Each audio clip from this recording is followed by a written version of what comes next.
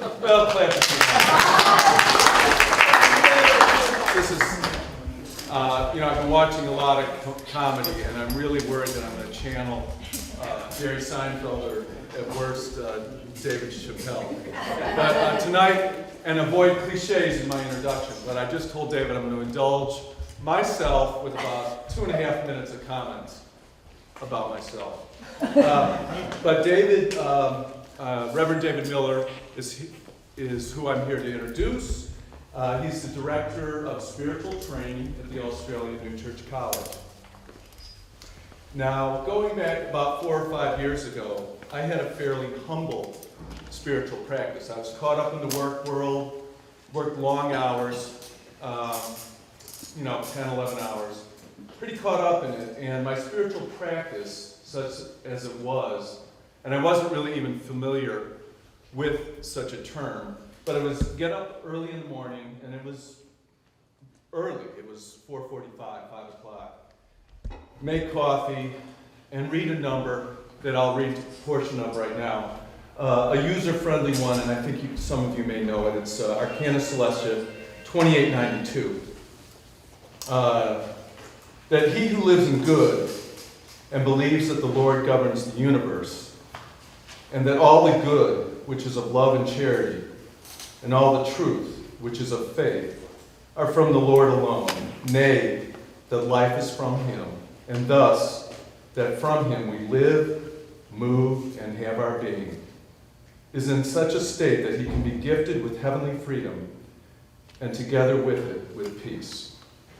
For he then trusts solely in the Lord, and has no care for other things, and is certain that all things are tending to his good, his blessedness, and his happiness to eternity. Probably not the longest sentence that Swedenborg wrote, but close to it.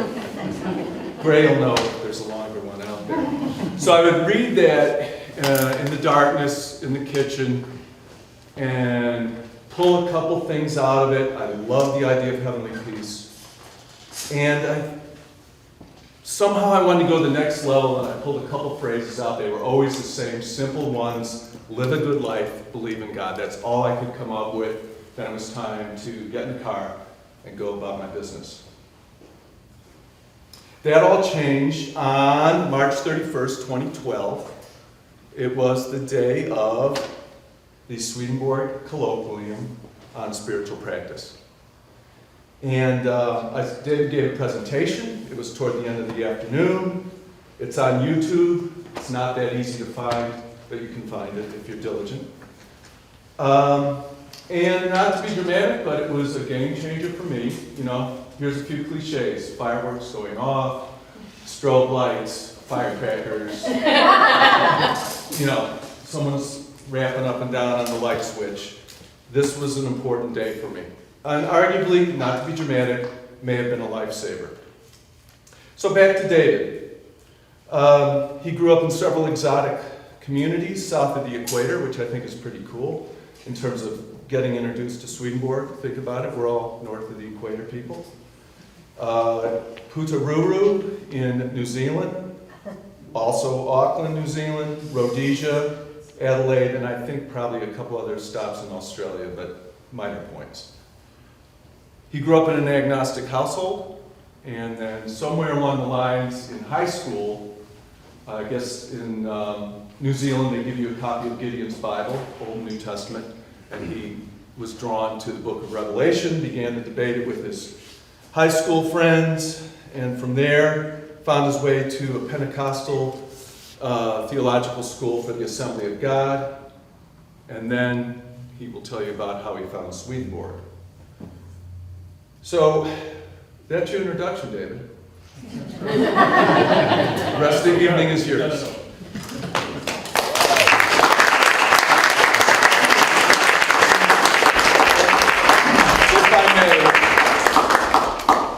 Diana Sinisbet has put a phenomenal booklet, free will donation. There's a stack of them in the back. Along with the Facebook talk, you're going to hear the real thing tonight. There's also a brochure on Logopraxis that can be picked up at the rear table as well. They should find out.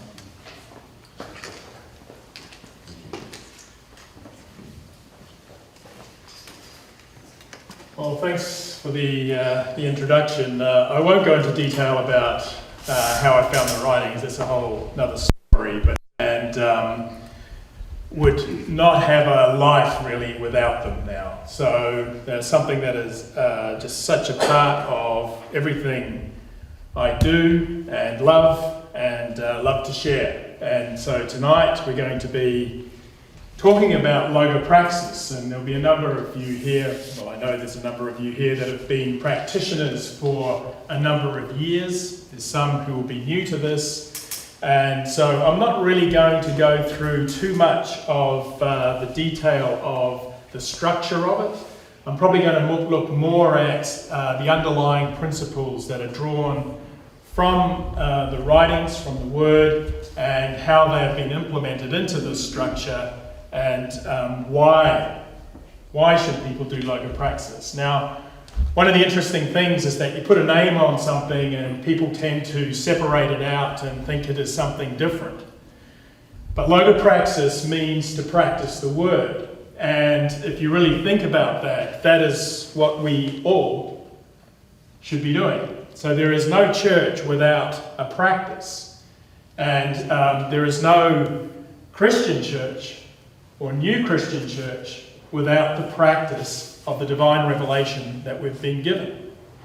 And it's not enough to rely on others to practice for us. That's just not going to cut it. We need to actually become personally engaged so that we can work with the Lord, who is the Word, so that He can then begin to work in our life and point out the things that need changing.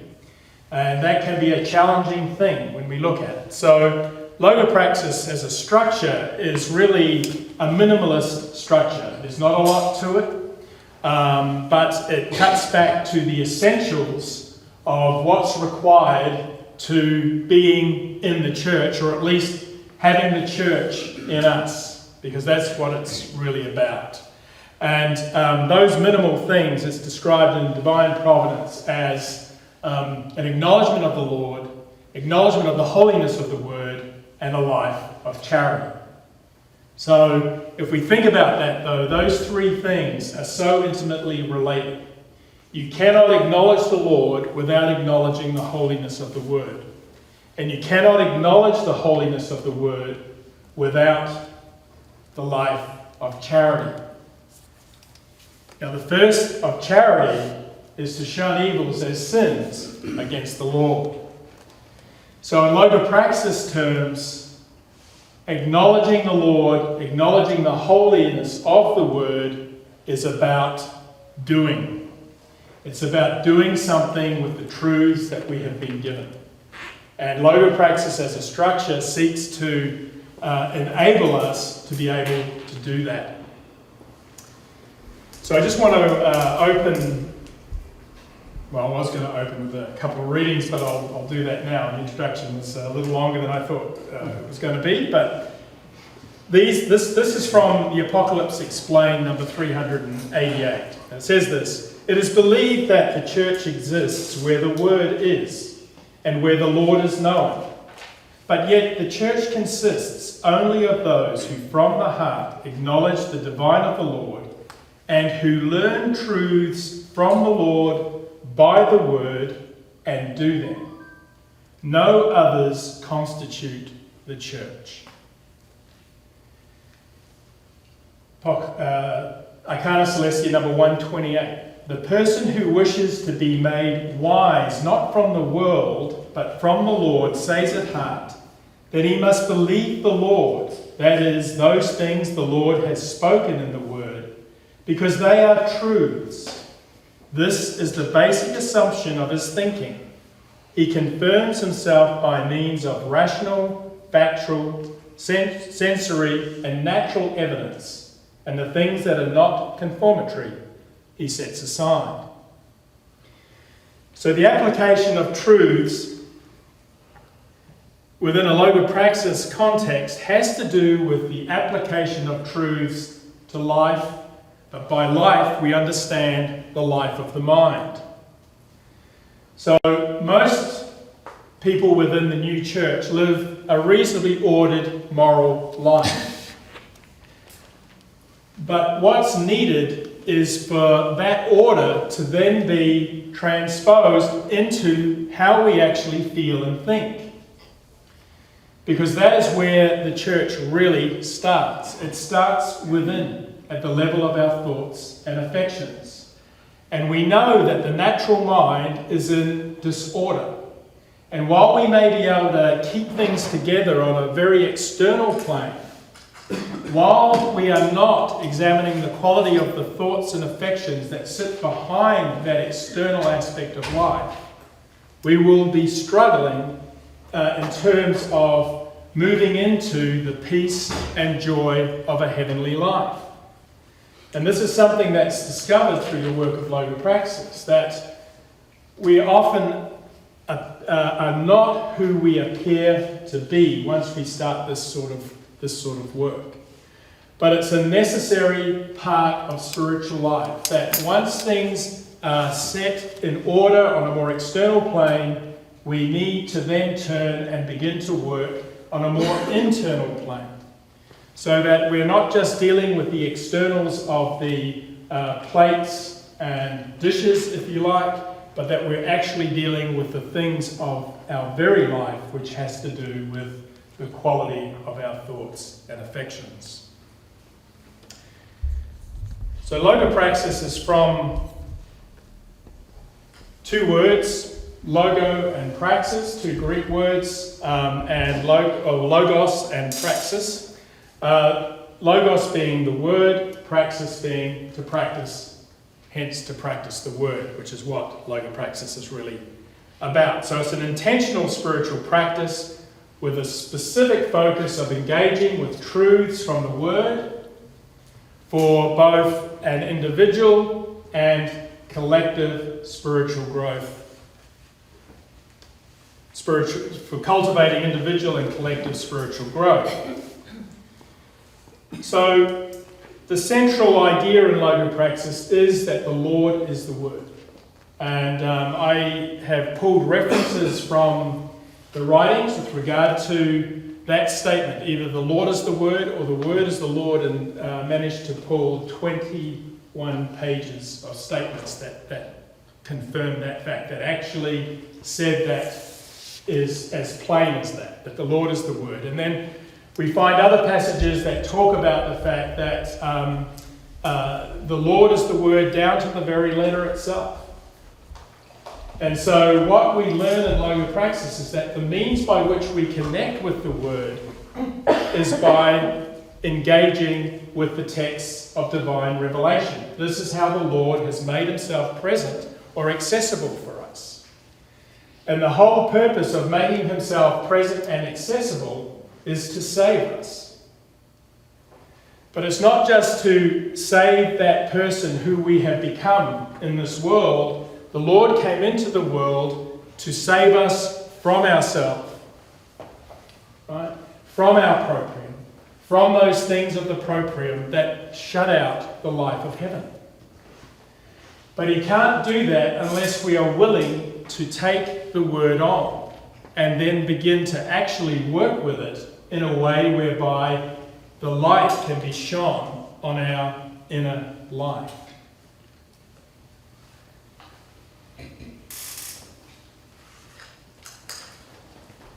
That the Lord is the Word, because the Word is from him, and he is in the Word, is evident in John. In the beginning was the Word, and the Word was with God, and God was the Word. In him was life, and the life was the light of men. The Word was made flesh and dwelt among us, and we saw his glory, the glory as of the one only begotten Son of God, full of grace and truth. And as the Lord is the Word, he is also doctrine, for there is no other doctrine which is itself divine. It's Arcana Celestia 2533. And from the AC 9405 it says, the Word is the divine truth that proceeds from the Lord, and that which proceeds from the Lord is the Lord himself. Another statement from the Arcana Celestia number 10,355. For if you are willing to believe it, The Lord is the Word itself, because the Word is divine truth. And divine truth, since it comes from the Lord, is the Lord as he exists in heaven. So those are remarkable statements. And if we really take them to heart, then they have implications. And those implications come down to what are we going to do with that information? If the Lord is the Word, how do we approach the Word so that we can experience it as the Lord? And so we look to move through a simple structure so that that fact can become more real for us. And so in Logopraxis, the goal is to bring people into a sense of the Lord as the Word. And so in the brochure that's at the front, and if you pick one up, the basic structure is outlined there. So Logopraxis is the basis for small group life. And the way that is done is that people are given a set reading. So we work through a single text, and that text is divided up into a series of set readings. And each of those readings is often around about 10 pages. And you will work with that particular reading over a period of 2 weeks. In the first week, it is a case of going through the reading and marking up what catches your interest. The second step is simply to go over what you've marked up and see what of what you've marked up begins to have an affinity with you, reaches out to you. Then you would take that, maybe just one single sentence from the reading.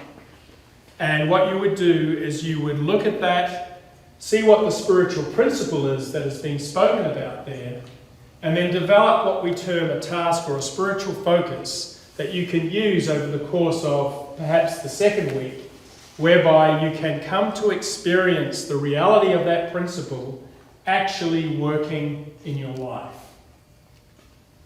having an impact on your states of life. And as you do that, so you come in to see how the Lord is actually the Word, how he works with you to draw out of you those things that stand opposed to the life of heaven. And also, as he draws those out, he balances it with giving you a sense of his mercy and his compassion. So we see both what the proprium is and what and who the Lord is, as that truth working within our life.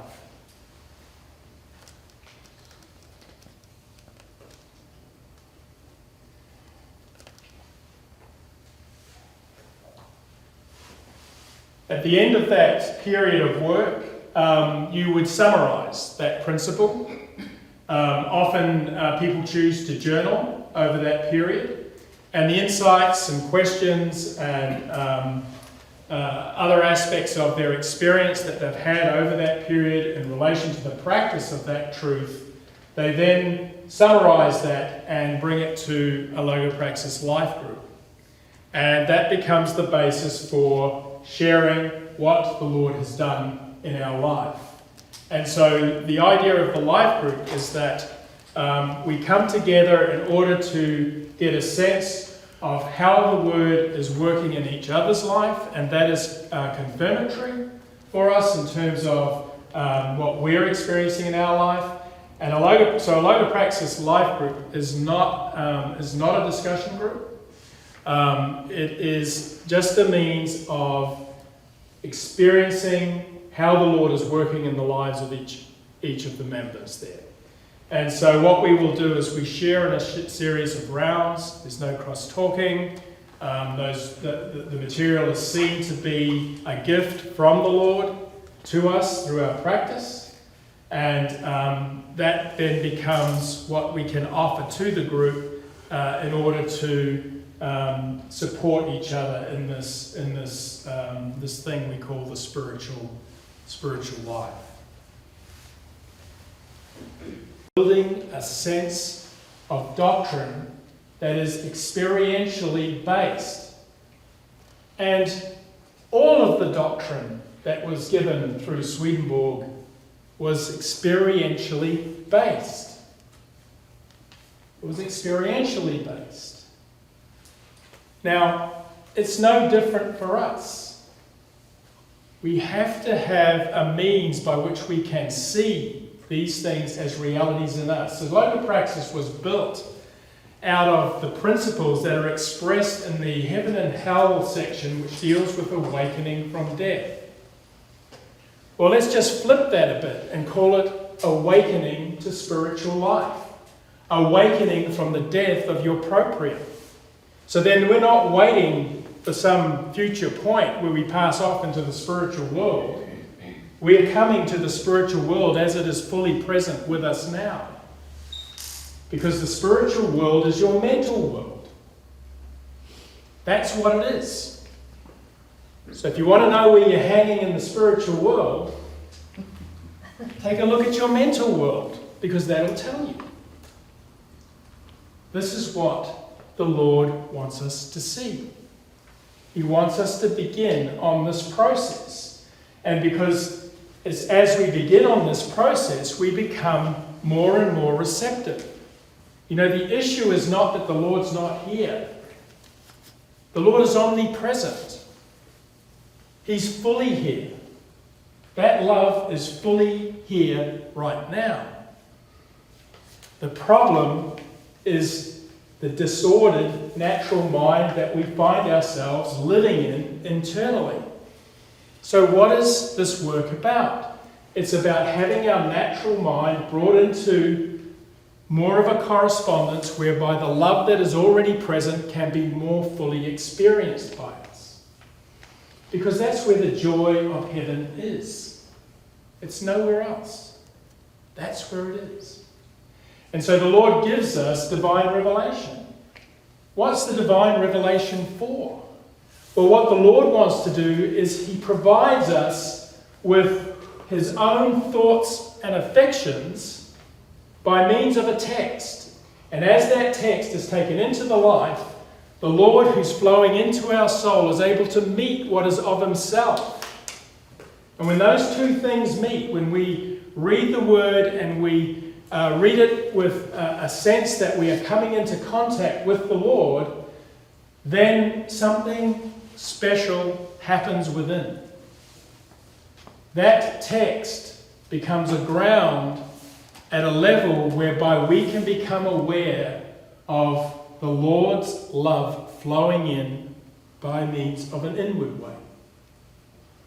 Those two things meet in our minds where we can see and feel and know the presence of the Lord in our life. That's what divine revelation is for. It's to bring us into contact with the Lord in a real way.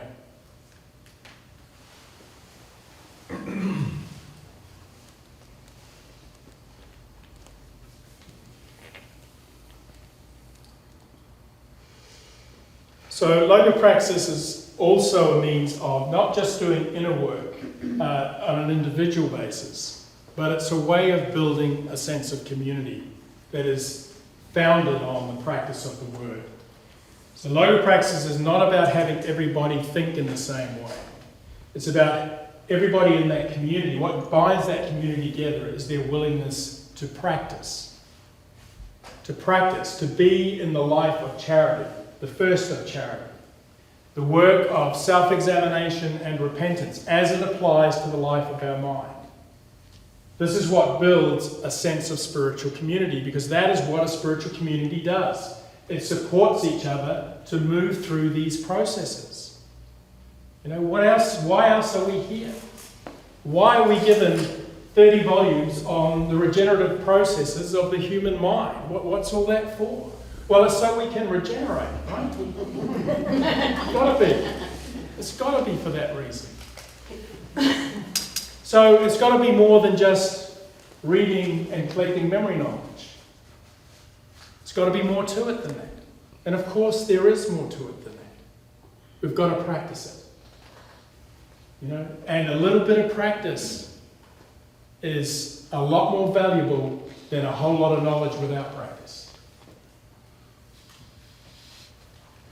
It's not the knowledge that saves us, it's the practice that saves us.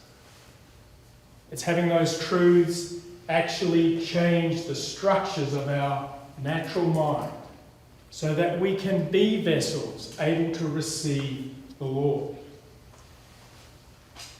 That's what heaven is. The more the Lord is present with us in a conscious way, the more heaven is present with us in a conscious way. Because the Lord is heaven, and the Lord is the Word, and the Word is also heaven.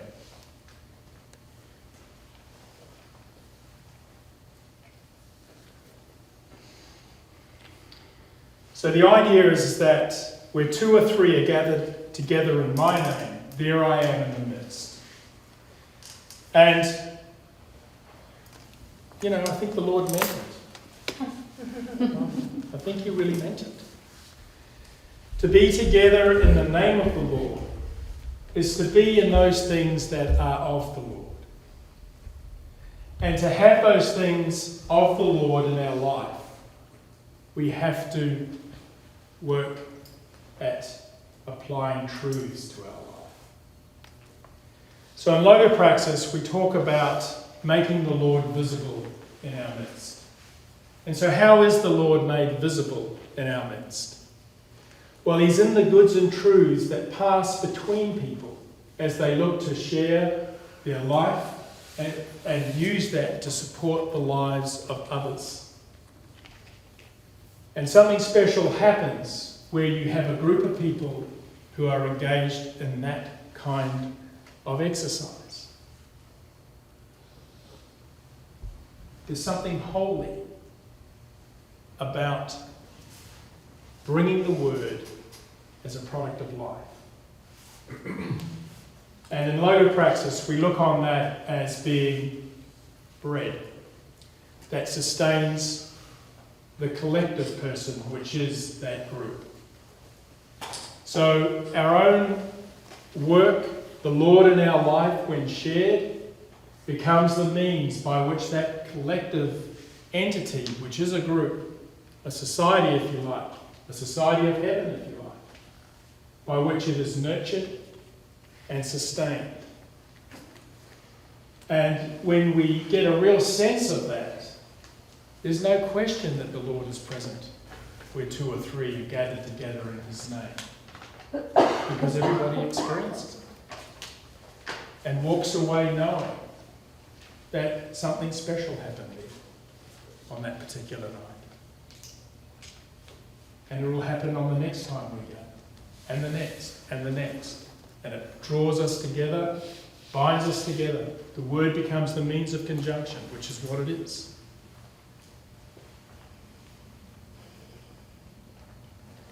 So it increases the quality of contact. Becoming, accepting what truths teach to be true is an important part of spiritual life. And it's not really about a verbal acknowledgement, although of course that is there, that something is true. Because there are two kinds of truth we have. If we really choose to reflect on our life, there are two kinds of truth.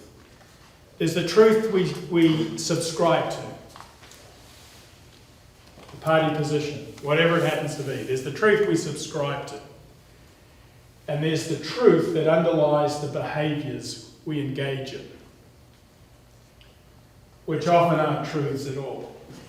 But they are our truth because that's what we live from in that sense. And there is no way that we can see these things clearly unless we're willing to actually examine our behaviours. And we won't examine our behaviours unless we have truths by which we're able to have light, by which we're able to assess things in an appropriate sort of way. And Logopraxis gives us a means of doing that.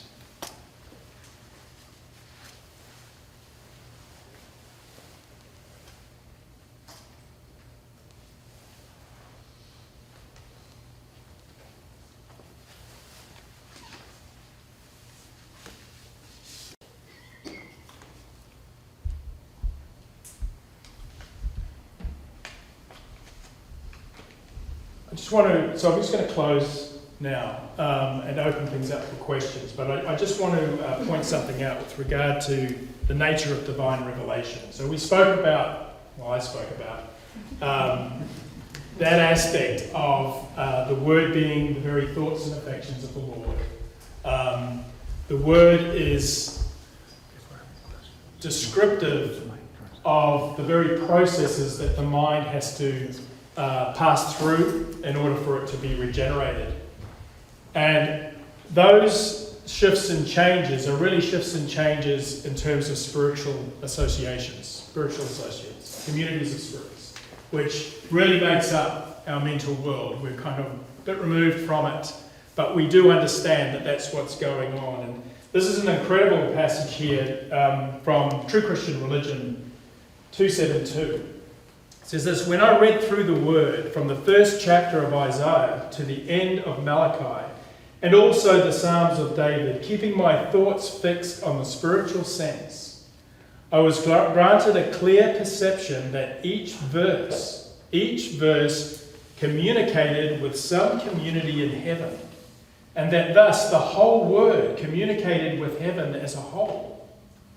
From this fact it became clear that just as the Word is the Lord, so too the Word is heaven.